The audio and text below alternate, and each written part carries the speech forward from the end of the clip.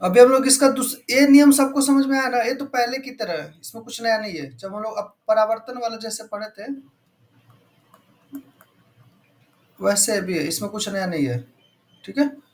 अब दूसरा वाला थोड़ा सा हमको, दूसरा वाला जो नियम है वो थोड़ा कॉम्प्लेक्स है, थोड़ा सा उसमें हम लोग को देखना पड़ेगा ध्यान।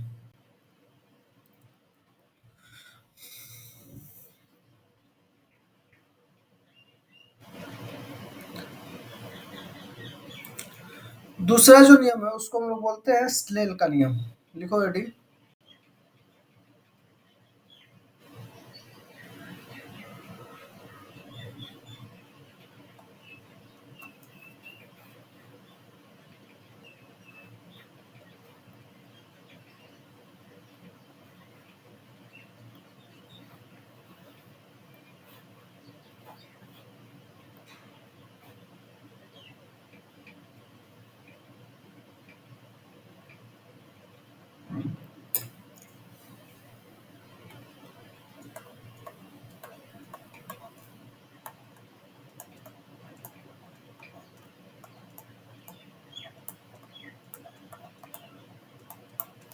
इसको हम लोग बोलते हैं स्नेल का नियम। मतलब कि इसको जो वैज्ञानिक जिसने खोजा था उसका नाम स्नेल था।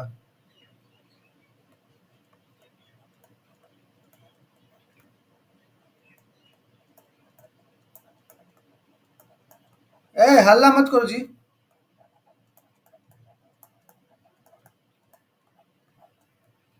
स्नेल जो था किसी वैज्ञानिक का नाम था। ठीक है। उसने जो बोला था कि जो यहाँ पे इस कोण को हम लोग क्या बोलते हैं, मैं बोला था कि इस कोण को हम लोग बोलते हैं आपतित कोण। इसको क्या बोलते हैं? आपतित कोण। ठीक है। इसको हम लोग आई से नोट करते हैं। किससे नोट करते हैं? आई से। और ये जो होता है इसको हम लोग क्या बोलते हैं? अपवर्तित कोण। अपवर्तित कोण। इसको हम लोग नोट करते हैं आर से। ठीक है। तो स्नेल के नियम के अनुसार साइन आई का जो मान है वट्टा साइन आर का जो मान है, साइन क्या होता है उसको भी मैं बता रहा हूँ। वो हमेशा क्या रहता है? एक नियतांक रहता है।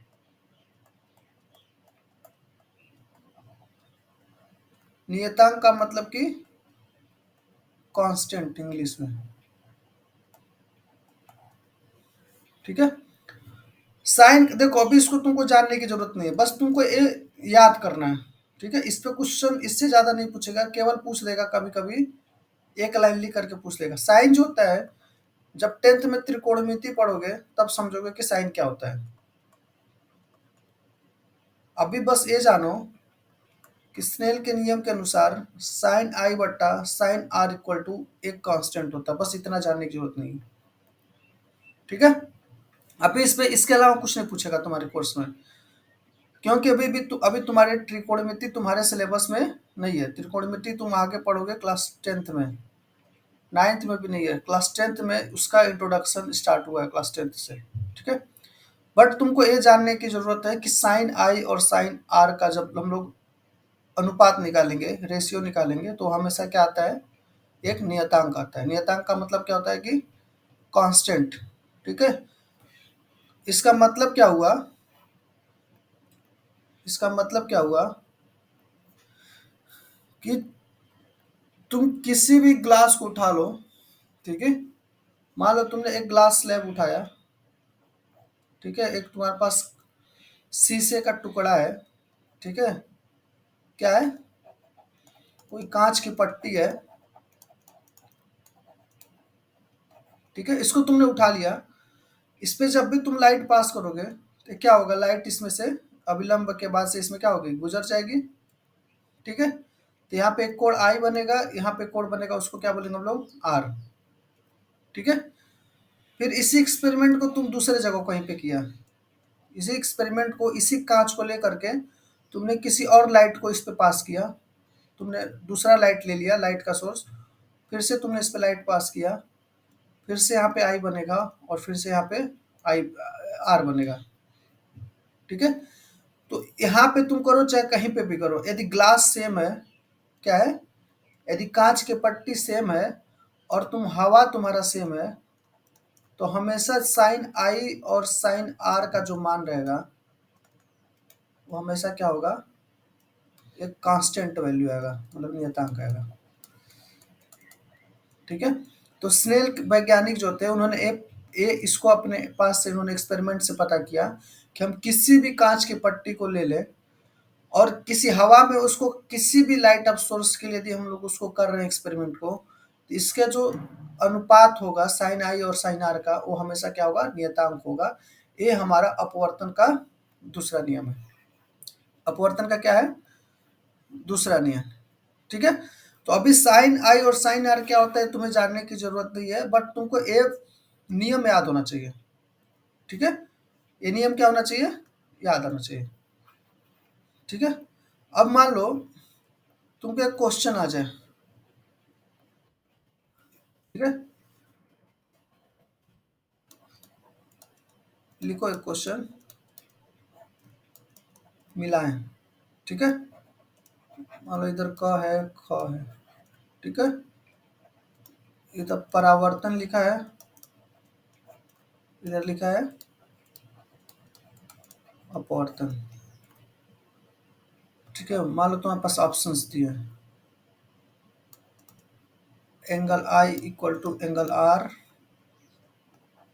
बी जो है sine I equal to sine R, C जो है sine I upon sine R equal to constant, या फिर यहाँ पे इंग्लिश हिंदी में नियतांक लिख सकते हो। डी जो है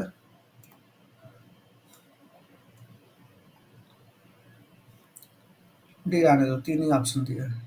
ठीक है,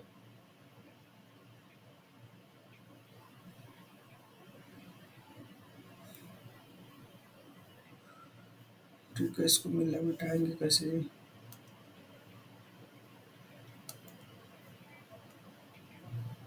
ठीक है, तीन ऑप्शन हमारे पास दिया है, तो इसको तुम्हें क्या करना है, मैच करना है। ठीक है, अब मान लो कि इन तीन ऑप्शन से मैचिंग का जो आ रहा है, क का मैच है मान लो ए से, ख का मैच है बी से, दूसरा ऑप्शन मान लो है क का मैच है ए से, ख का मैच है सी से, तीसरा ऑप्शन जो है मान लो क का मैच है बी से, ख का मैच है जो ए से। ए हल्ला मत करो, पिटाओगे भी। जिसको जाना है चले जाओ ना, आज जाकर रहो जी।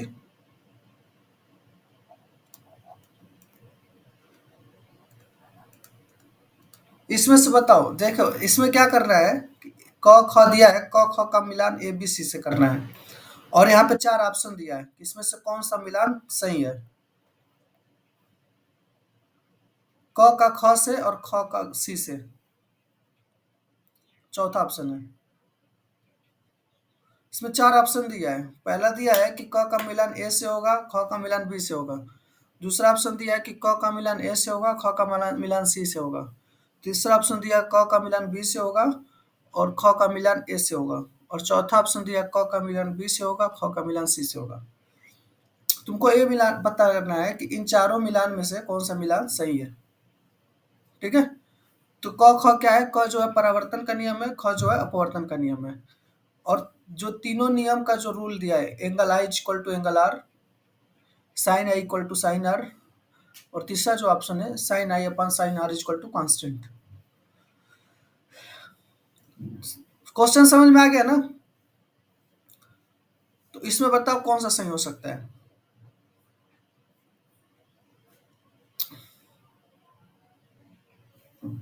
किन किन को लगता है कि क का मिलान ए से सही होगा?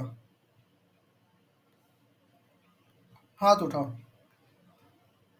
क का मिलान ए से होगा सही, किन किन को लगता है?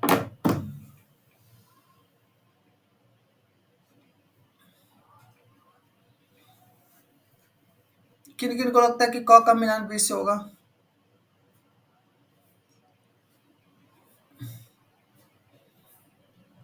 और किन किन को लगता है कि क का मिलान सी से होगा? और किन किन को लगता है कि आज पाकिस्तान में जीत जाएगी?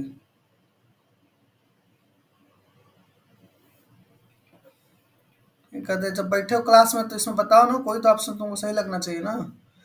परावर्तन का जब नियम पढ़े थे तो हम लोग बोले थे ना कि एंगल आई और एंगल आर का मान हमेशा क्या होता है, बराबर होता है। तो क का कौन सा सही हो जाएगा? बी ए हो जाएगा। और अभी अपवर्तन का नियम जो हम लोग पढ़े हैं उसमें मैं बोला हूँ कि साइन आई और साइन आर का मान हमेशा क्या होता है, कांस्टेंट होता है। तो ख का कौन सा सही हो जाएगा? सी। तो मतलब बी जो ऑप्शन दिया केवल कंफ्यूज करने के लिए दिया है। बी जो दिया है, क्या दिया है, किस लिए दिया है? कंफ्यूज करने के लिए। तो इसमें कौन सा सही होगा? क का ए से हो जाएगा और ख का किससे हो जाएगा? सी से। तो कौन सा ऑप्शन सही है? दूसरा वाला। तो ऐसे क्वेश्चन इसमें से आ सकता है। तो परावर्तन और अपवर्तन में सुन लो कि पहला नियम तो दोनों का समान है कि अभिलंब आपतित किरण परावर्तित किरण हमेशा क्या होते हैं, बराबर होते हैं, एक तल में होते हैं। ठीक है। और दूसरा नियम परावर्तन में angle I equal to angle R आ जाता है, अपवर्तन में क्या आ जाता है, sine R sine up I upon sine R equal to नियतांक। आया समझ में? अब आगे बढ़ा जाए।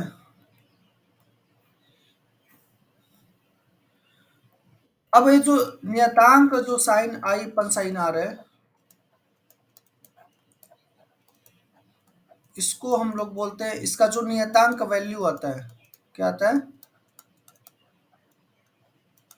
इसको हम लोग बोलते हैं अपवर्तन, अपवर्तनांक। क्या बोलते हैं हम लोग? अपवर्तनांक। इंग्लिश में बोलते हैं रिफ्रैक्टिव इंडेक्स। Refractive index.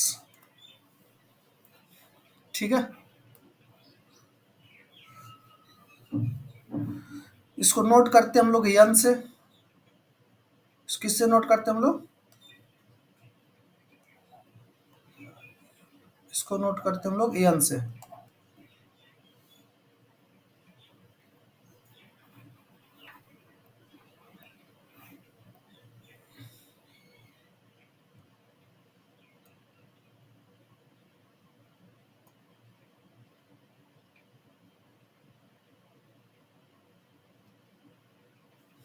हो गया, नोट कर लिए? इसको किससे नोट करते हैं हम लोग? इसको इससे नोट करते हैं हम लोग यन से। तो अब इसका परिभाषा मैं लिखवाता हूँ, यानी अपवर्तनांक का या फिर रिफ्रैक्टिव इंडेक्स का परिभाषा क्या होता है उसको हम लोग लिखते हैं। तो लिखो परिभाषा अपवर्तनांक, हेडिंग डालो।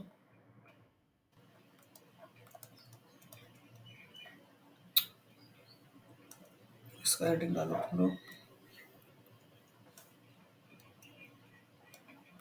अपवर्तनांक।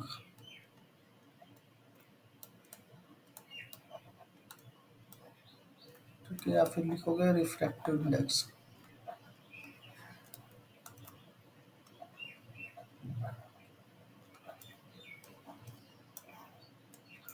ठीक है।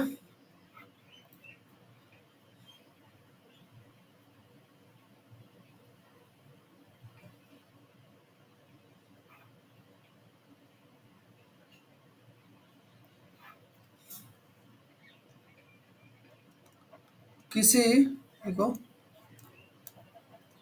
किसी माध्यम का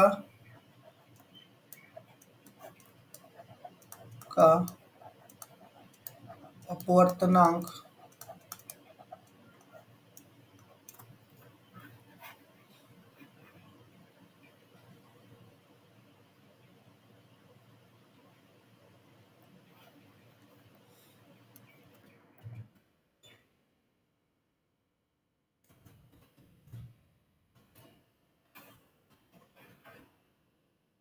माध्यम का अपवर्तनांक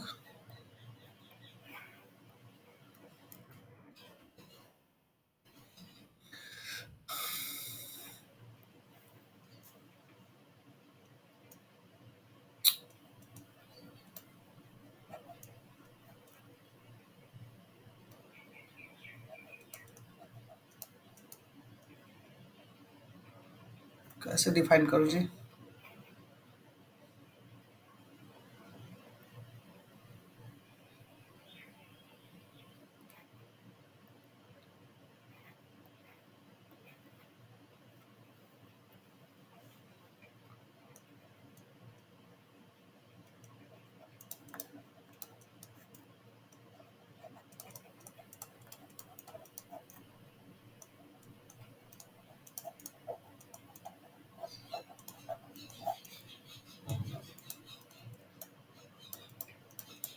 और किसी माध्यम का अपवर्तनांक प्रकाश की गति उस माध्यम में और प्रकाश की गति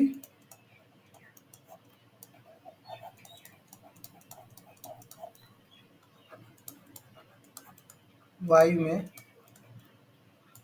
कामा के अनुपात के बराबर होता है। अनुपात के बराबर होता है। ठीक है, तो किसी माध्यम का हमको क्या करना हो, अपवर्तनांक निकालना हो, तो ये दो चीज का रेशियो होगा। किस चीज का रेशियो होगा? दो चीजों का। ठीक है, किस किस का रेशियो? कि प्रकाश की गति जो है, प्रकाश की गति जो है लाइट में कितना है और प्रकाश की गति किस में है,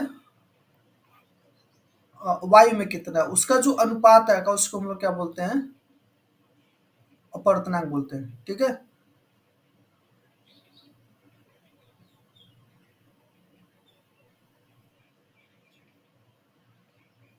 इसका उल्टा लिख दिया हो जी, रुक जाओ एक मिनट।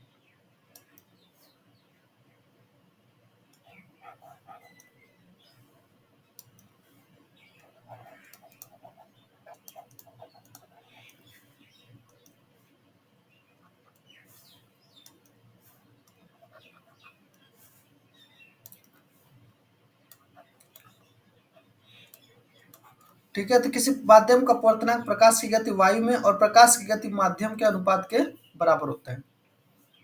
ठीक है, तो अपवर्तनांक हम लोग किससे नोट किए थे? यन से। प्रकाश हम लोग किससे नोट कर रहे थे? यन से। मान लो हमको कोई कोई माध्यम दिया है, जैसे मान लो कि हमारे पास ग्लास दिया है। क्या दिया है? कांच दिया है। ठीक है, तो हमको ये निकालना है कि इस कांच का अपवर्तनांक कितना है। क्या चीज है? कांच का अपवर्तनांक कितना है। ठीक है, तो हम लोग क्या करेंगे कि हम लोग पता करेंगे कि इस कांच में कोई प्रकाश की गति क्या है। इस कांच में किसी प्रकाश की गति क्या है। ठीक है, तो मान लो इसमें प्रकाश के जाने की गति v है। क्या है? प्रकाश में जाने की गति क्या है? v है। और वायु में गति क्या होती है?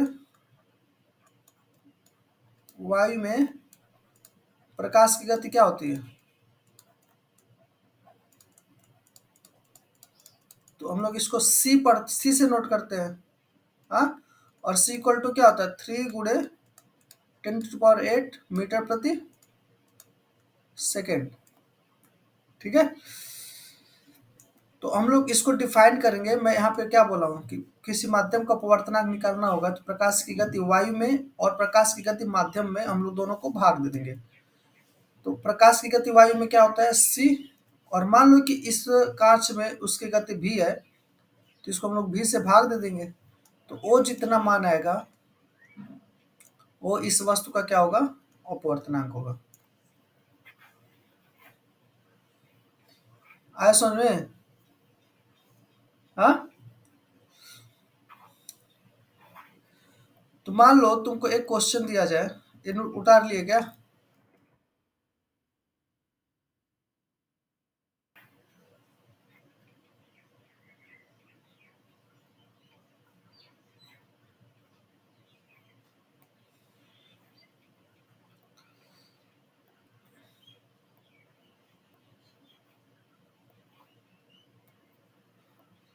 मान लो क्वेश्चन तुमको दिया जाए किसी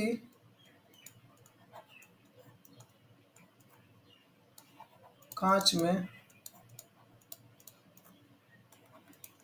प्रकाश, हल्ला मत करो जी,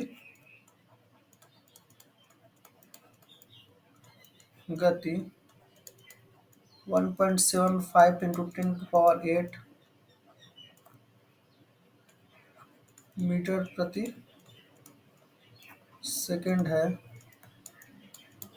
तो उसका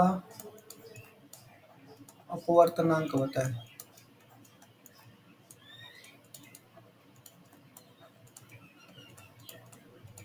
ठीक है, तो हमारे पास कोई कांच दिया है, उसका हमको प्रकाश की गति दिया है, कि मतलब कांच में जो प्रकाश की गति है उसका 1.75 into 10 to the power 8 metre प्रति सेकंड है, तो उसका हमको क्या करना है, अपवर्तनांक निकालना है। कितने लोग से हो जाएगा क्वेश्चन?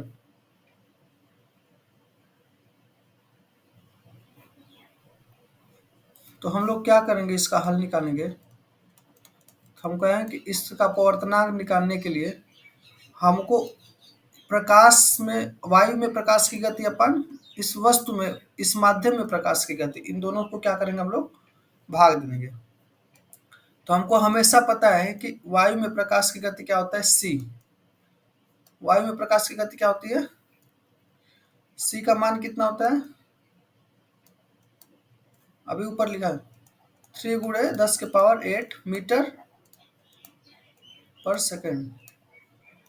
और भी का मान इसमें दिया हुआ है 1.75 इंटू 10 to the power 8 दिया है ना, तो हम लोग सी को भाग दे देंगे 3 × 10 to the power 8 अपन भी का क्या मान है 1.75 इंटू 10 to the power 8।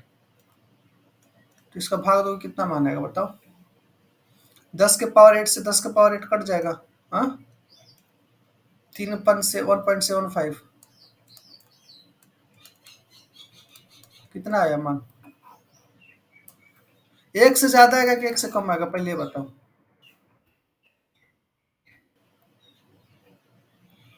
हाँ, एक से ज्यादा आएगा, क्योंकि ज्यादा में हम लोग कम का भाग दे रहे हैं।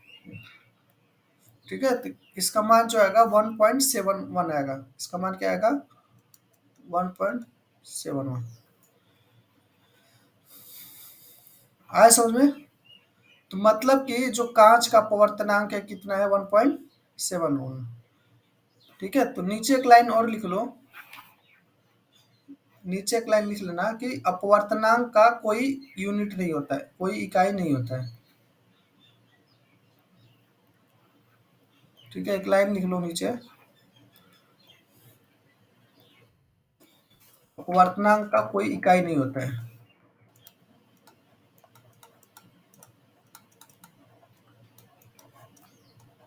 ठीक है, मतलब जैसे हम लोग जाल का इकाई होता है मीटर प्रति सेकंड ना, ठीक है, दूरी का भी इकाई होता है मीटर। ठीक है, वैसे अपवर्तनांक का कोई इकाई नहीं होता है।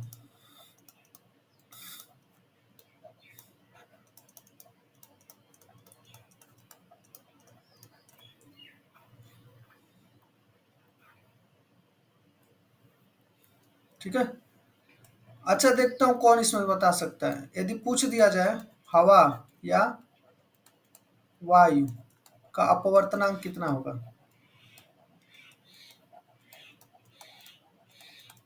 देखता हूँ कौन बता पा रहा है। बहुत मतलब जिसको अभी तक थोड़ा थोड़ा भी समझ में आ गया हो उसको आंसर आना चाहिए। तो देखो अपवर्तनांक का इक्वल टू क्या होता है, ऊपर जो होता है कि मान लो किसी माध्यम का हमको अपवर्तनांक निकालना है, तो ऊपर हो जाएगा वायु में प्रकाश की चाल, क्या होगा वायु में प्रकाश की चाल, और नीचे होता है कि जिस माध्यम में हमको निकालना है अपवर्तनांक, उसके उसमें प्रकाश की चाल से भाग दे देंगे। तो हमको किसका निकालना है, वायु का निकालना है, तो नीचे भी क्या हो जाएगा वायु में प्रकाश की। ठीक है, तो वायु में प्रकाश की चाल c था, यहाँ पे भी क्या हो जाएगा c। इसका मान कितना आएगा, अब पकड़ो, भाग दो कि एक 2/2 जीरो होता है, 2 में 2 का भाग दो कि जीरो हो जाएगा, एक क्या आएगा। ठीक है, तो ऊपर नीचे सी सी है ना, तो दोनों को हम लोग बांट देंगे तो दोनों का मान कितना आएगा, एक आएगा। तो वायु या हवा का अपवर्तनांक कितना हो गया, एक। आया समझ में, क्योंकि वायु में प्रकाश की चाल 3 × 10⁸ है, और नीचे भी क्या है 3 × 10⁸ है, तो दोनों को हम लोग भाग देंगे तो कट के कितना आएगा आंसर, एक आएगा। ठीक है, हाँ। अब एक चीज बताओ, हवा हो गया, और हमारा पहला क्वेश्चन में क्या निकाले थे, कांच। इसका कितना था अपवर्तनांक, एक, और उसका कितना आता है 1.71।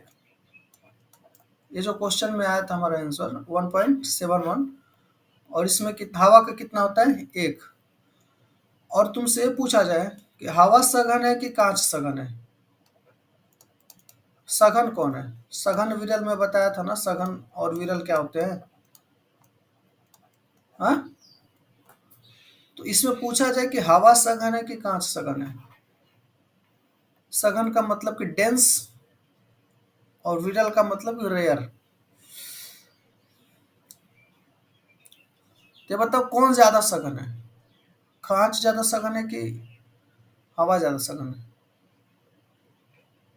हाँ। कांच सघन का मतलब कि जो एकदम डेंस है, ठीक है। जैसे मतलब जैसे तुम्हारे पास ऑयल रख दिया जाए, तेल रखा जाए, ठीक है, और तुम्हारे पास मान लो कि पानी रखा जाए, दोनों दोनों में तुमको एक पेंसिल अंदर डालना हो, क्या करना हो, पेंसिल अंदर डालना हो, तो किस में आसानी से चला जाएगा, तेल के अंदर कि पानी के अंदर, पानी। तो पानी क्या हो गया हमारा, विरल हो गया, और तेल क्या हो गया, सघन हो गया। जिसमें हमको जाने में ज्यादा कठिनाई होगी उसको हम लोग क्या कहते हैं, सघन। तो इन दोनों में क्या हो जाएगा, ये हमारा सघन हो गया, और ये क्या हो गया हमारा विरल। आया समझ में, ठीक है। अब एक चीज बताओ, इन दोनों में किसका अपवर्तनांक ज्यादा है, कांच का कि हवा का, कांच का हमारा क्या है, ज्यादा है। मतलब कि एक पॉइंट हमको पता चल गया कि सघन का जो अपवर्तनांक होता है हमेशा क्या होता है, विरल से ज्यादा होता है। सघन का अपवर्तनांक विरल से क्या होगा,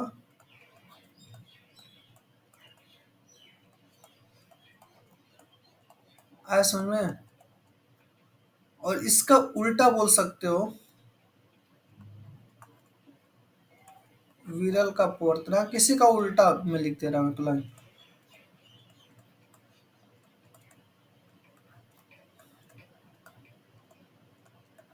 क्या होगा, विरल से कम होगा, उतार लो इसको।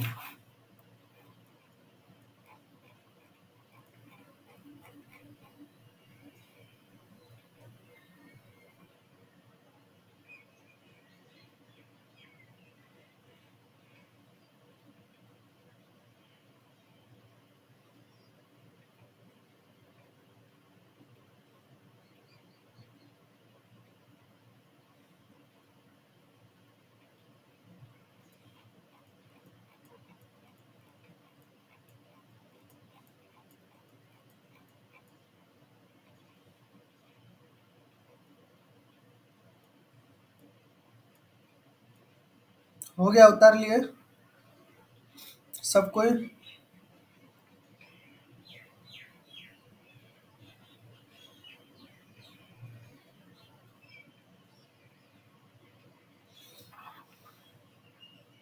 एक क्वेश्चन दे रहा हूँ, ठीक है, एक क्वेश्चन ये भी पूछ चुका है, एक क्वेश्चन दे रहा हूँ जो नवोदय में पूछ चुका है, सेम रिफ्रैक्टिव इंडेक्स पे ही।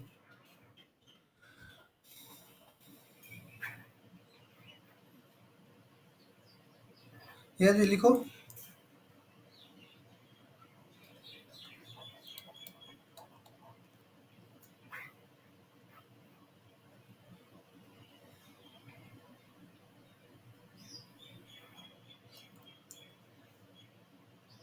यदि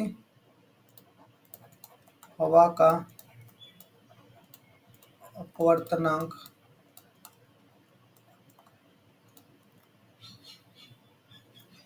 कितना है, एक है, और जल का अपवर्तनांक, जल का ज्यादा होगा कि कम होगा, हवा के अपवर्तनांक ज्यादा होगा, और जल का अपवर्तनांक 1.33 है,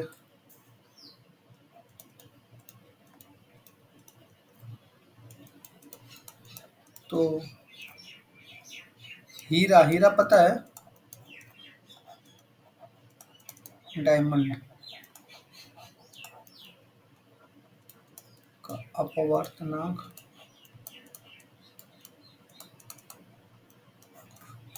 निम्न में से क्या होगा।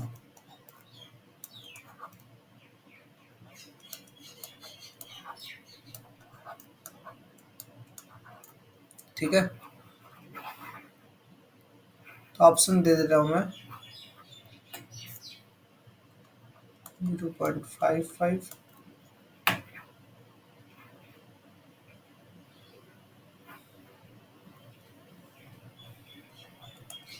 1.32, 1. मान लो कि 17.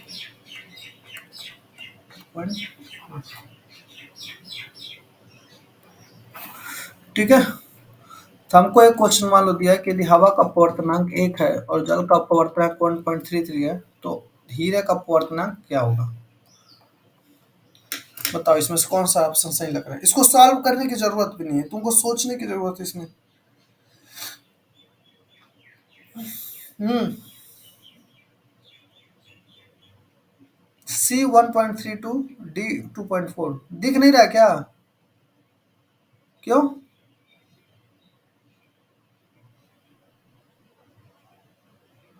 उसको सही करवाओ, ऐसे ऐसे मेरे को तो दिख रहा है स्क्रीन में।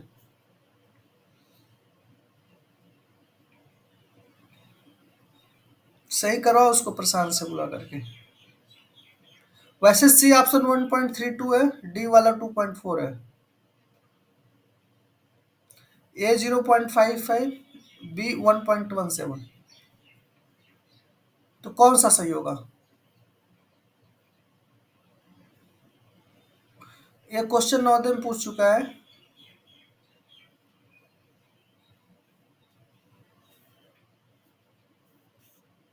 इसको तुमको सॉल्व करने की जरूरत भी नहीं है।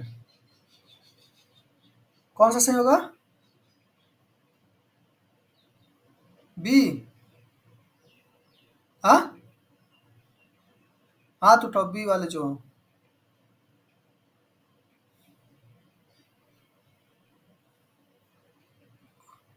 सी, सी किनको लगता है, सी वाला हाथ उठाओ।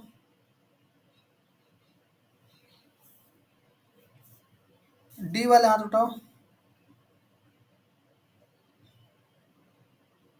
भाई कौन सा हाथ उठाना होता है जी, ऐसे उठाओ ना। इसका ऑप्शन डी सही होगा। एक बात बताओ तुमको क्या लग रहा है, डी हीरा जो है जल से सघन और हवा से सघन होगा कि नहीं होगा। जो हीरा है सबसे कठोर वस्तु मानी जाती है। हीरा क्या होता है, एक प्रकार से सबसे कठोर वस्तु में, तो हीरा जो है दोनों से क्या होगा, ज्यादा सघन होगा कि विरल होगा। हवा से सघन होगा कि नहीं होगा, ये बताओ पहले। हवा से सघन होगा, और जल से भी सघन होगा। तो जब दोनों से सघन है हीरा, तो दोनों से ज्यादा अपवर्तनांक होना चाहिए। हाँ, दोनों से ज्यादा अपवर्तनांक होना चाहिए। तो मतलब कि इसमें से जो ऑप्शन में से 1 और 1.33 से जो भी वैल्यू ज्यादा होगी, वो क्या होगा, वही ऑप्शन हमारा सही होगा। आए समझ में? तो 0.55 1.33 से क्या है, कम है। 1.32 भी 1.33 से कम है। 1.17 भी 1.33 से कम है। केवल एक ही मान है जो 1.33 से ज्यादा है, कौन सा, 2.4। तो इसका ऑप्शन कौन सा सही होगा, 2.4। तो सबको समझ में आया ना क्वेश्चन? तो बहुत सारे क्वेश्चन फ्री में तुमको नंबर मिलता है, इसमें कुछ सॉल्व करने की जरूरत नहीं है, बस थोड़ा सा दिमाग लगाने की जरूरत है, तुम्हारा सॉल्व हो जाएगा। ठीक है। तो अब नेक्स्ट हम लोग क्वेश्चन जो करते हैं,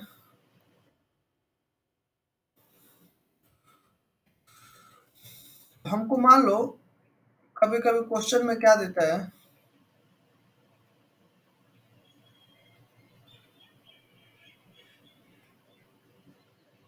तो जैसे हमको मान लो अपवर्तनांक जो है, हमको ये पता चल गया कि वायु में जल प्रकाश की गति,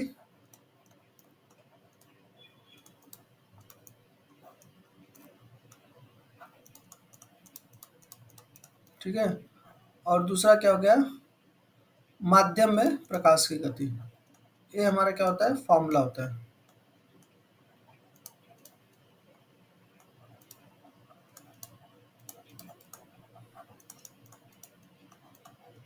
ठीक है। तो मान लो कि किसी माध्यम में हमारा ऊपर तो हमेशा सी रहेगा। मान लो किसी माध्यम में प्रकाश की गति हमारा v1 है। ठीक है, तो इसको हम लोग v1 से भाग देंगे। ठीक है, और इसका मान लो कि वैल्यू n1 आया, क्या आया, n1। ठीक है, मान लो कोई दूसरी वस्तु है n2, जिसमें प्रकाश की गति v2 है। क्या है, दूसरे में प्रकाश की गति क्या है हमारा, v2। v2 का मान कुछ भी हो सकता है, v1 का मान भी कुछ भी हो सकता है, लेकिन प्रकाश जो है वायु में जो गति होगा हमेशा c के बराबर ही होगा। क्या होगा, हमेशा c के बराबर होगा। अभी हम तो क्या करते हैं, दोनों को हम लोग भाग दे देते हैं। n1 अपन n2 इक्वल टू c अपन v1 भागा c अपन v2। तो जब भाग देंगे तो भागा जब गुणा में बदलेगा, तो c अपन v1 गुणे v2 अपन c हो जाएगा। c से c कट गया, ये बच गया हमारा v2 अपन v1।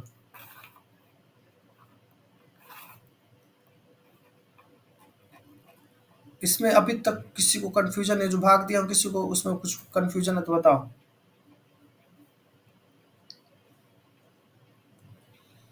किसी को कंफ्यूजन हो इस भाग में तो बताओ।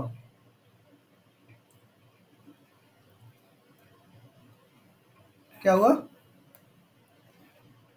क्या पूछ रहा है? अभी तो सिंपल सा भाग दिया हूँ। ए n1 जो है, एक बार और समझा रहा हूँ। मान लो कोई माध्यम है हमारा, जिसमें प्रकाश की जो गति है v1 के बराबर। v1 का मान कुछ भी हो सकता है, 2 मीटर 2 मीटर प्रति सेकंड, 3 मीटर पर सेकंड, कुछ भी मान हो सकता है। तो किसी माध्यम में जो प्रकाश की चाल है v1 है, तो यदि हम लोग इसका रिफ्रैक्टिव इंडेक्स निकालेंगे, तो हम लोग c से v1 में भाग दे देंगे, हमारा क्या निकल जाएगा, इसका अपवर्तनांक निकल गया।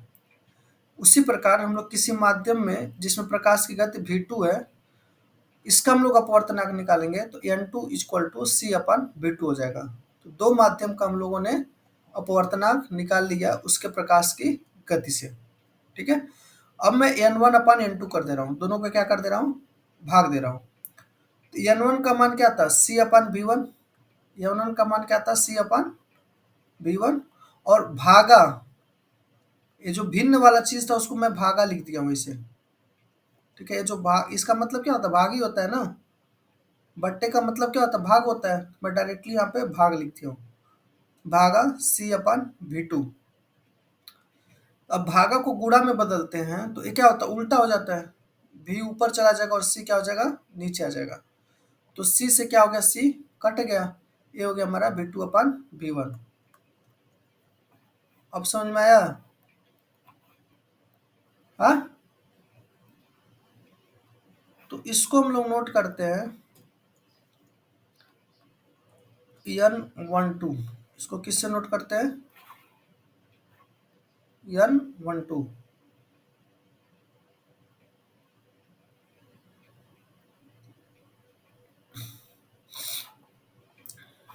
ठीक है, और N12 क्या होता है,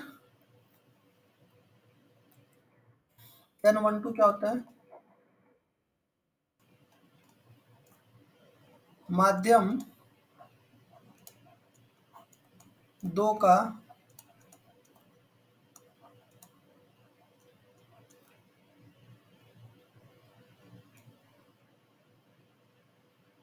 नहीं सॉरी, इसको नोट करोगे 2 1, सॉरी इसको नोट करना 2 1, 2N1।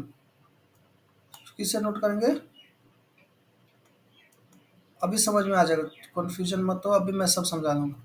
इसको हम लोग बोलते हैं माध्यम दो का माध्यम वन के अपेक्षा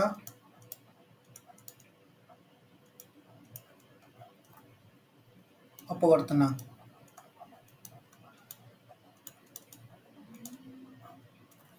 ठीक है, तो 2N1 का फार्मूला क्या निकला था,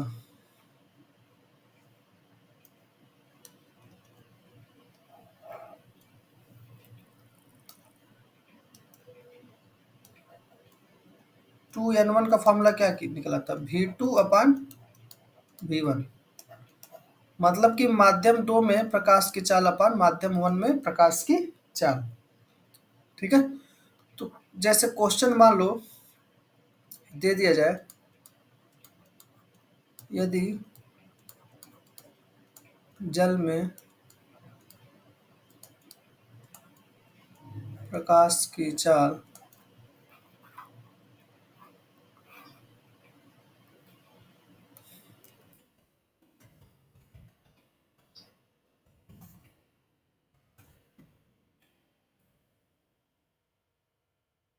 जल में प्रकाश की चाल 1.079 e⁻⁸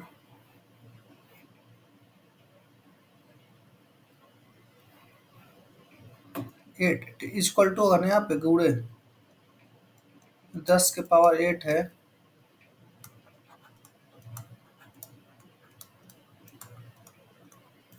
ठीक है, और कांच में 0.85 गुणे 10⁸ 8 मीटर प्रति सेकंड है। ठीक है, तो जल में प्रकाश की चाल 1.079 गुणे 10⁸ 8 मीटर प्रति सेकंड है, और कांच में प्रकाश की चाल 0.85 इंटू 10⁸ 8 मीटर प्रति सेकंड है। इतना लिख लिए तुम लोग, ये लिख लिए। तो नेक्स्ट पेज पे मैं जा रहा हूँ। तो क्वेश्चन क्या पूछ रहा है, तो क्वेश्चन मैं दे रहा हूँ इसमें, ए जल का कांच के अपेक्षा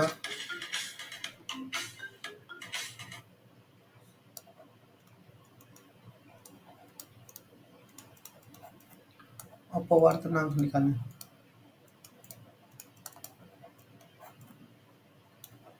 और दूसरा जो है, कांच का जल के अपेक्षा अपवर्तनांक।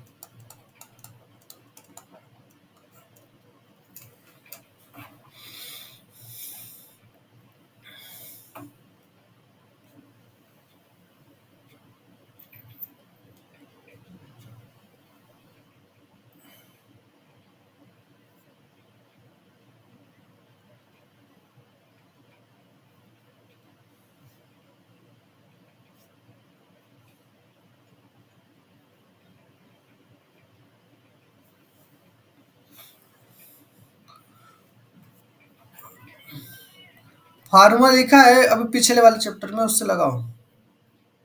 हेलो नहीं भाई, क्या? नहीं, क्यों, क्या हुआ? अरे एक छोटा सा काम था।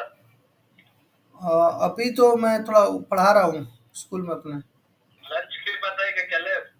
आऊँगा लंच के बाद। ओके ओके, ठीक है, पढ़ा ले। ठीक है। तो अभी जो क्वेश्चन लगाया था ना, मैं बोला था कि कांच का, जल का कांच की अपेक्षा निकालना हो तो उसमें भाग दे देना, ठीक है। मा, माध्यम 2 में प्रकाश की चाल बट्टा माध्यम 1 में प्रकाश की चाल, ठीक है। तो जैसे हमको निकालना है, हमको पहले क्या निकालना है, किसका निकालना है? कांच, जल का कांच की अपेक्षा। तो जिसका निकालना है उसको इधर लिखते हैं, और जिसका निकालना होता है उसको इधर लिखते हैं, ठीक है। आया समझ में ना? तो या फिर हम लोग ऐसे लिख देते हैं ना, जल को मान लेते हैं हम लोग 2, माध्यम 2, और कांच को मान लेते हैं हम लोग माध्यम 1, ठीक है। तो हम लोग इसको लिख सकते हैं, यदि हमको निकालना हो जल का कांच की अपेक्षा, तो हम लोग ऐसे लिख सकते हैं। हाँ, यहाँ पे लिखवाया था ना फॉर्मूला। तो मान लेते हैं हम लोग जल को 2 और कांच को क्या मान लेते हैं, 1। तो ऐसे हम लोग लिख सकते हैं 2 1 n1। तो मतलब जिसका निकालना होता है उसको पहले लिखते हैं, और जिसके अपेक्षा निकालना होता है उसको हम लोग बाद में लिखते हैं, ठीक है। तो इसका फॉर्मूला क्या लिखवाया था मैं, V2/V1। तो V2 का मान यहाँ से कितना आएगा क्वेश्चन में, जल में प्रकाश की चाल कितना है 1.079, और कांच में प्रकाश की चाल कितना हो गया 0.85। तो V2 का मतलब जल जल में कितना हो जाएगा मान 1.079,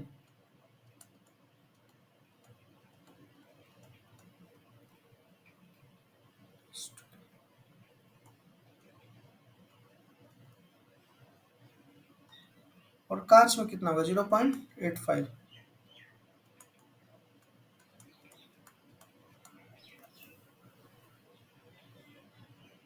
हो गया। तो इसका भाग दो, भाग दे के मान बताओ कितना आएगा।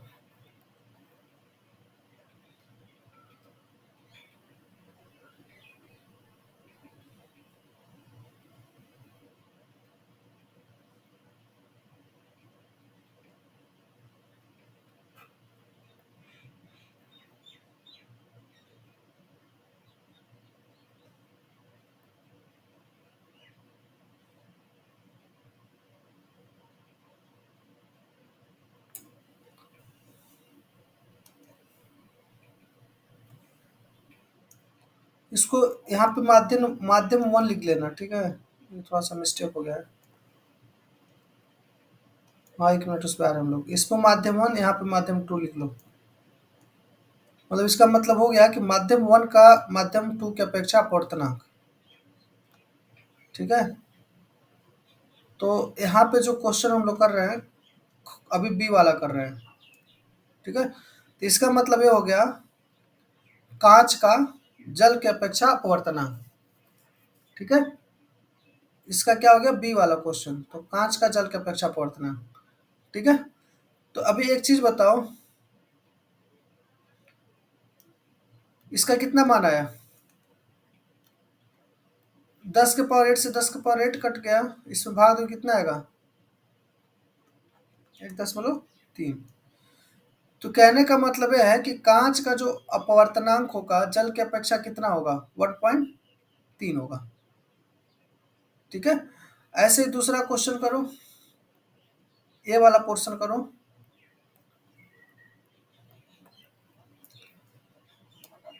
ये वाला पोर्शन करोगे तो हमको क्या निकालना है, जल का किसकी अपेक्षा निकालना है, कांच की अपेक्षा।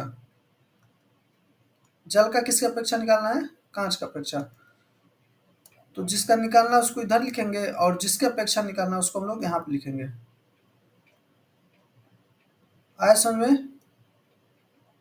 हाँ, अब इधर हम लोग क्या करेंगे, V1/V2 कर देंगे।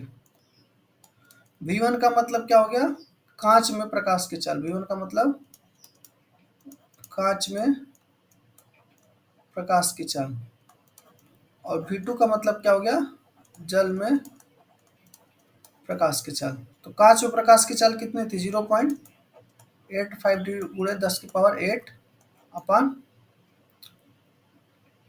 क्या हो गया 1.079 इंटू 10⁸8। तो 10⁸8 से 10⁸8 कट जाएगा, हमको किस में भाग देना है, 0.85 में 1.079 का भाग देना है। तो इसका जो भी मान आएगा वो क्या हो जाएगा, हमारा जल का अपवर्तनांक हो जाएगा कांच की अपेक्षा। आया समझ में। तो किसी भी माध्यम का हम लोग किसी की अपेक्षा हम लोग अपवर्तनांक निकालने का क्वेश्चन दे सकते हैं। किसी माध्यम के अपेक्षा हमको अपवर्तनांक निकालने को क्वेश्चन आ सकता है। आया समझ में। एक और प्रकार का क्वेश्चन आता है एग्जाम में। एक क्वेश्चन समझ में आ गया ना, एक इस टाइप का क्वेश्चन आ सकता है एग्जाम में। एक क्वेश्चन और टाइप का बन जाता है इसमें अपवर्तनांक से,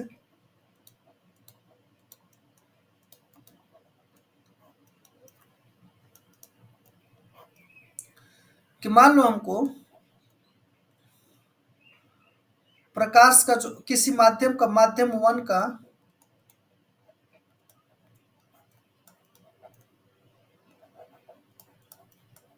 अपवर्तनांक दिया हो। माध्यम 1 का अपवर्तनांक मान लो n1 दिया है, ठीक है। मान लो माध्यम 2 का अपवर्तनांक क्या दिया हो, n2 दिया है, ठीक है। अब हमको ये पूछे कि माध्यम 2 का माध्यम 1 के अपेक्षा अपवर्तनांक बताएं, ठीक है। माध्यम 2 का माध्यम 1 की अपेक्षा अपवर्तनांक बताएं, ठीक है। तो यहां से फार्मूला क्या निकला था, V1/V2, ये निकला था ना। V1/V2, V1 क्या है, माध्यम 1 में प्रकाश की चाल, V2 क्या, माध्यम 2 में प्रकाश की चाल। तो दोनों को भाग दे देते हैं तो हमारा माध्यम 2 का माध्यम 1 की अपेक्षा अपवर्तनांक निकल जाएगा, ठीक है। क्वेश्चन ए वाला लाइन समझ में आ रहा है ना, एज वाला जो इक्वेशन लिखा हूं, ए वाला समझ में आ रहा है ना। यदि माध्यम 2 का माध्यम 1 की अपेक्षा अपवर्तनांक निकालना है तो V1/V2 कर देंगे तो हमारा निकल जाएगा। अब मैं क्या करता हूँ, V1 को C से भाग देता हूँ और C/V2 कर देता हूँ। मतलब C से भाग भी दिया और C से क्या कर दिया, गुणा दे दिया। तो दोनों C से C कट जाएगा, तो इन दोनों के मान में कोई तो ये दोनों मान क्या हो जाएगा, आपस में बराबर ही है कि नहीं है।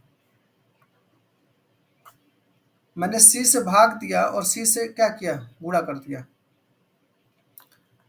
अब बताओ ये क्या हो जाएगा, V1/C, V1/C, और ये क्या है, C/V2। तो C/V2 किसके बराबर होगा, N2 के बराबर हो जाएगा। तो ऊपर आ जाएगा N2 और V1/C क्या हो जाएगा, N1 के बराबर हो जाएगा। आया समझ में। मैंने C से भाग दिया और C से गुणा कर दिया। V1/C N1 के बराबर है और C/V2 किसके बराबर, N2 के बराबर, ठीक है। ये पूरा लाइन समझ में आना चाहिए तुमको, नहीं समझ में आ रहा तो बोलो, मैं दोबारा एक्सप्लेन कर दे रहा हूँ। माध्यम 1 का अपवर्तनांक n1 दिया है, माध्यम 2 का अपवर्तनांक n2 दिया है, ठीक है। तो हमको ये निकालना है कि माध्यम 2 का अपवर्तनांक माध्यम 1 के अपेक्षा कितना होगा। इसको हम लोग इसी से नोट करते हैं कि माध्यम 2 का अपवर्तनांक माध्यम 1 की अपेक्षा कितना होगा। तो उसको हम लोग लिखेंगे V1/V2, ठीक है। V1 जो है माध्यम 1 में प्रकाश की चाल, V2 जो है माध्यम 2 में प्रकाश की चाल। अब दोनों को मैंने C से भाग दे दिया और C से गुणा कर दिया। तो V1/C किसके, सॉरी इसको मैं ऐसे लिख देता हूँ। एक बताओ N1 का मान क्या हो जाता है हमारा, C/V1 हो जाता है, जो हम लोग पढ़े थे शुरू में फार्मूला। N2 इक्वल टू क्या हो जाता है, C/V2। इस फार्मूले को यूज करके हम लोग यहाँ पे n12 अपन n1 हम लोग प्राप्त किए हैं। ये लाइन पूरा समझ में आया कि नहीं? हाँ, अब इस पे एक क्वेश्चन दूंगा, एक क्वेश्चन इस पे दिया है, नवोदय में पूछा, इसीलिए मैं इसको करवा रहा हूँ। इस पे एक नवोदय में क्वेश्चन एक दो क्वेश्चन पूछा एग्जाम में। तो हमारा क्या आया लास्टली में, अपान n12 equal to n2 upon n1। ठीक है, मतलब कि यदि हमको माध्यम 2 का अपवर्तनांक पता हो, माध्यम 1 का अपवर्तनांक पता हो, तो हम लोग माध्यम 2 का माध्यम 1 के अपेक्षा अपवर्तनांक निकाल सकते हैं। ठीक है, ठीक है, तो n21 का मतलब क्या हो गया, माध्यम 2 का माध्यम 1 के अपेक्षा अपवर्तनांक।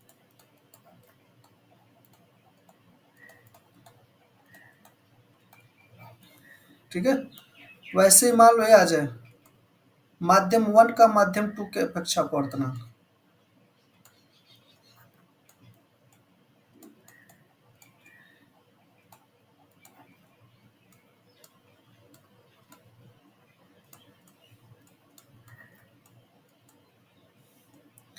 देखो इस चैप्टर ना तुम्हारे केवल नवोदय के लिए नहीं इंपॉर्टेंट है, क्लास 10th में भी सेम चैप्टर तुमको दोबारा पढ़ना पड़ेगा। तो इसका फॉर्मूला बताओ क्या हो जाएगा। यहाँ पे n2 अपन n1 है, तो यहाँ पे क्या हो जाएगा n1 अपन n2। हाँ,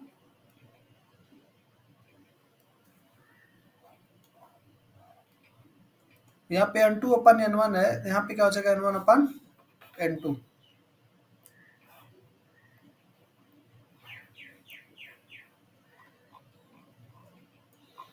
ठीक है, ये समझ में आया कि नहीं?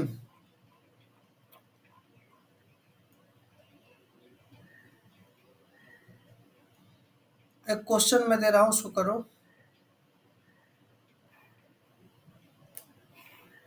एक क्वेश्चन पूछा है तुमको नवोदय में।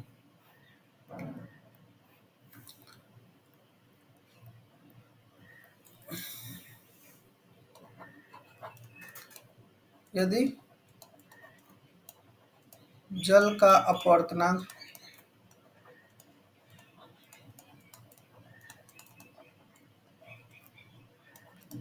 1.3 है और हीरे का अपवर्तनांक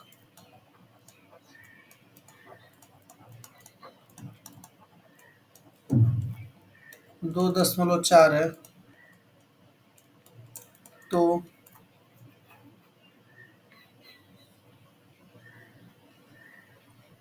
हीरे का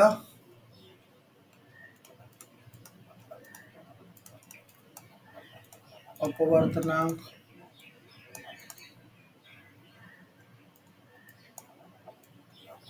जल के अपेक्षा क्या होगा।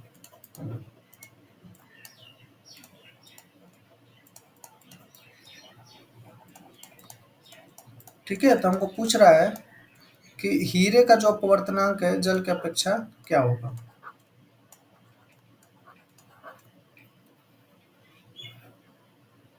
तो क्वेश्चन है 0.5, आंसर ऑप्शन 0.55, 1.88, 3.19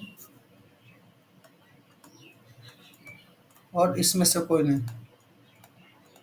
इसको सॉल्व करो सब कोई।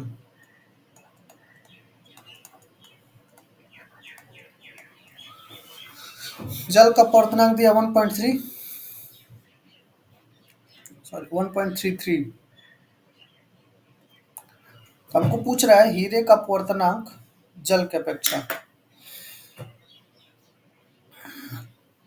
सब कोई करो इसको सॉल्व।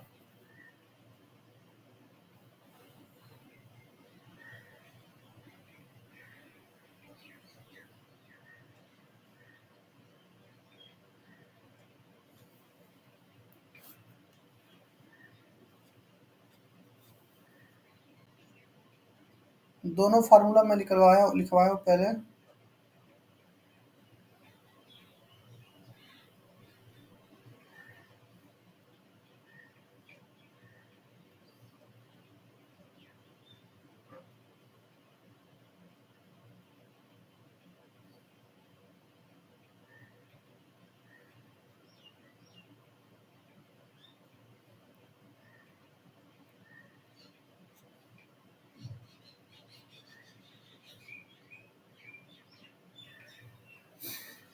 आ गया सबका? कितना आया?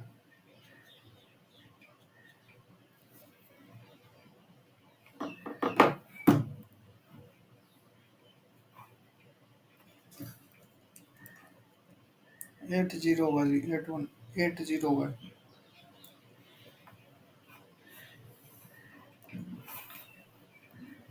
सबका आ गया जी आंसर?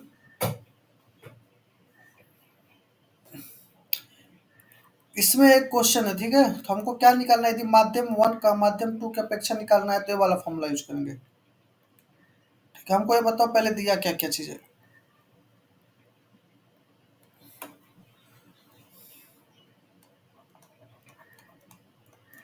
यदि मान लेते हैं हम लोग 1 को जल मान लेते हैं और 2 को मान लेते हैं हम लोग हीरा। ठीक है, n1 कितना दिया है हमको? बोलो, n1 का मान कितना दिया है?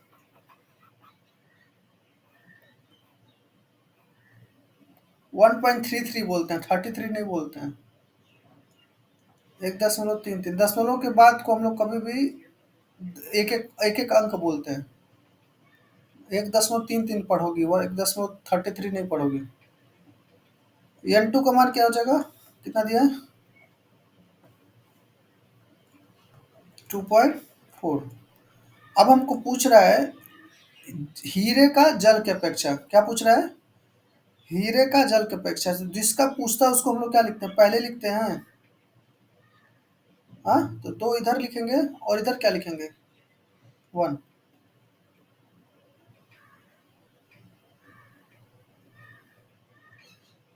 ठीक है, तो इसका फॉर्मूला क्या हो जाएगा? n12 का 112 का फॉर्मूला क्या लिखा हुआ? n2 अपन n1। तो यहाँ पे क्या हो जाएगा? n2 अपन n1। मतलब जो इधर रहता है वो पहले आता है, जो इधर रहता है वो बाद में आता है। जो राइट वाला होता है ऊपर आता है और जो लेफ्ट वाला होता है नीचे आता है। तो n2 का मान कितना है? 2.4 भागा 1.33। इसका मान कितना आएगा? 1.80।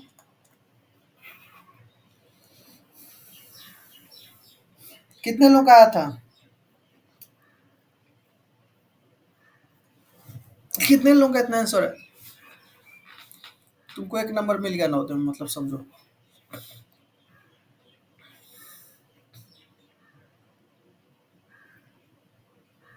ठीक है, अपवर्तनांक के इसी इतने प्रकार के क्वेश्चन बनते हैं। ठीक है ना? अपवर्तनांक के तीन चार प्रकार के क्वेश्चन कराए हो, उतने प्रकार के क्वेश्चन बनते हैं। ये समझ में आ गया ना हमेशा?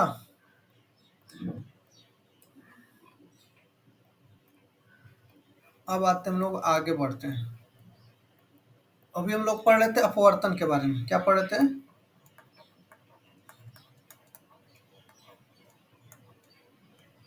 अपवर्तन के बारे में।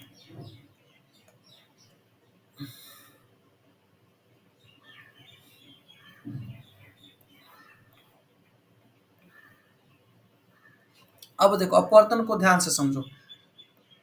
हमारे पास क्या था? एक कोई माध्यम, इसको मान लेते हैं, हम लोग माध्यम 1 है, इसको क्या मान लेते हैं हम लोग?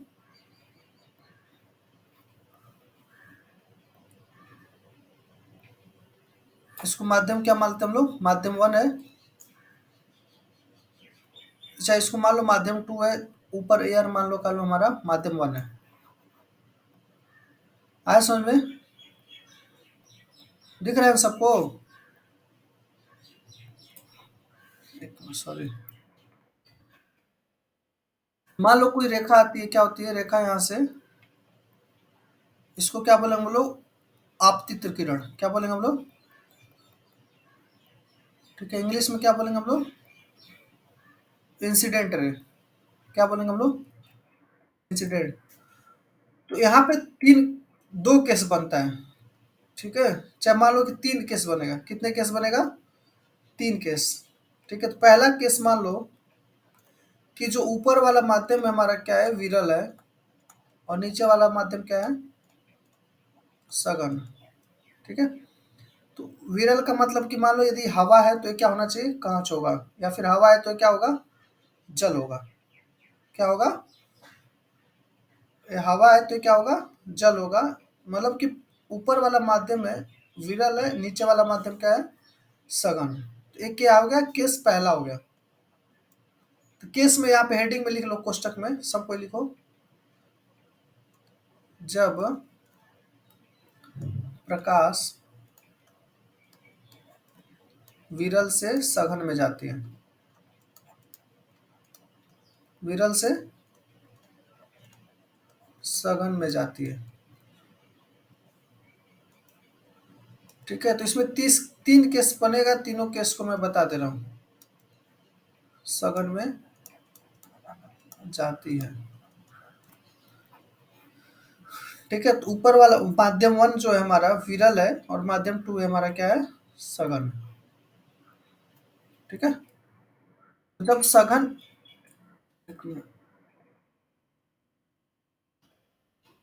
जब माध्यम जो होती है विरल से सघन में जाती है, तो जो प्रकाश की लाइट जब रिफ्रैक्शन के बाद आती है वो क्या होती है, नॉर्मल की तरफ हल्का सा झुक जाती है। क्या होती है हमारा, अभिलंब की तरफ हल्का से क्या हो जाती है, झुक जाती है। ए हल्ला मत करो।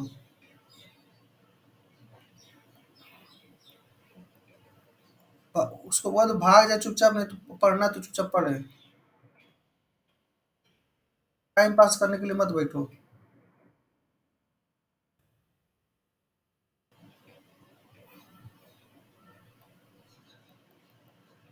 ठीक है ना, यहाँ पे दिख रहा है ना। तो यहाँ पे देखो, जब भी लाइट जो होती है जब विरल से सघन में जाती है, तो ये जो लाइट जो है ऐसे सीधे नहीं जाएगी। लाइट क्या होगी, सीधे ऐसे नहीं जाएगी। ये क्या होगी, हल्का सा नॉर्मल की तरफ क्या हो जाएगी, झुक जाएगी। तो यदि एंगल आई है और ये क्या एंगल आर है, इसको बोलेंगे हम लोग आपतित कोण, इसको बोलेंगे हम लोग अपवर्तित कोण। ठीक है, तो मतलब एंगल आई का मान जो होगा एंगल आर से क्या होगा, ज्यादा होगा। हाँ, तो ये नीचे एक लाइन लिख लो कि जब प्रकाश विरल से सघन में जाती है तो अप अपवर्तित किरण का अभिलंब की तरफ झुकाव होता है। क्या लिखोगे, अपवर्तित किरण का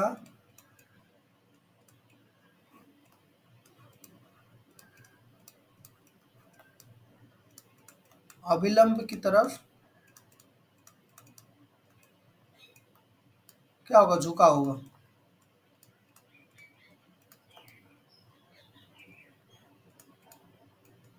ठीक है, तो यहाँ पे देखो ये लाइट है यहाँ से गई है और क्या हो गई, फिर यहाँ पे झुक गई है, अभिलंब की तरफ क्या हो गई है, इसको हम लोग बोलते हैं अभिलंब। आए समझ में। तो ये आपतित किरण है, ये अपवर्तित किरण है। तो अपवर्तित किरण क्या होगा, अभिलंब की तरफ क्या हो गया, हल्का सा झुक गई है। अब केस 2 लिखो, क्या लिखोगे, केस 2, जब प्रकाश सघन से विरल में जाता हूँ।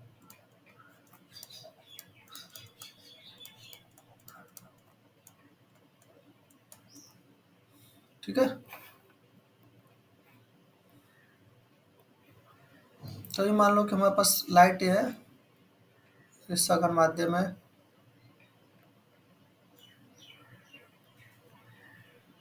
ये हल्ला मत करो। ठीक है, तो अभी इसमें कौन सा माध्यम, ये 1 वाला मान लो ये सघन है, ये दूसरा जो है हमारा क्या है, विरल है।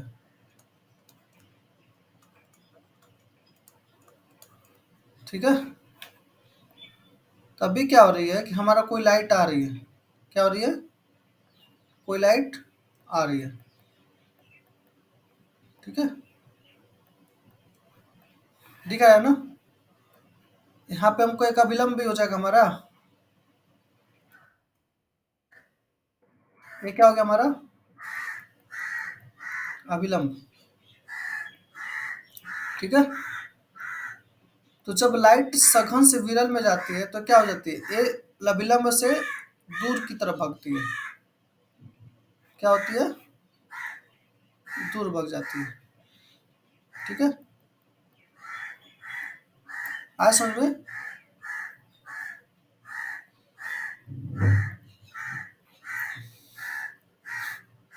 तो मतलब मान लो कि एंगल आई है, क्या है, एंगल आई है, ये क्या एंगल आर है।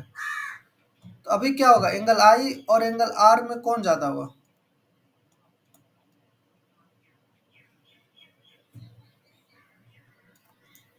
हेलो,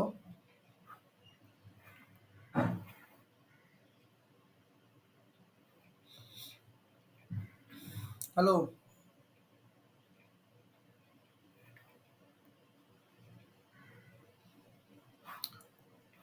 बताओ अभी एंगल आई और एंगल आर में कौन ज्यादा होगा, हेलो,